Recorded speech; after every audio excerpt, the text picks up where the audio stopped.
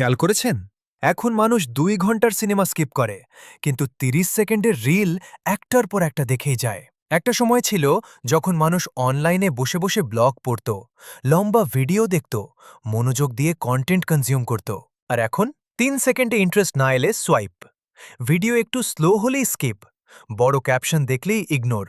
কারণ মানুষের attention span এখন আগের চেয়ে অনেক ছোট। প্রতিদিন হাজার হাজার কন্টেন্টের ভিড়ে ব্রেন এখন শুধু ফার্স্ট ডোপামিন চায়। তাই স্ট্যাটিক পোস্টের বদলে শর্ট রিলসই এখন মানুষের ফেভারিট কন্টেন্ট ফরম্যাট। কম সময়ে এন্টারটেনমেন্ট, ইমোশন, ইনফরমেশন সব একসাথে।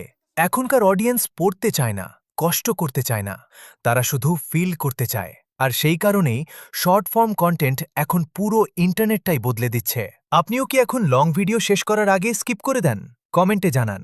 আর এই ভিডিওটা সেই ফ্রেন্ডকে পাঠান যে দিনে 5 ঘন্টা শুধু রিলসই দেখে।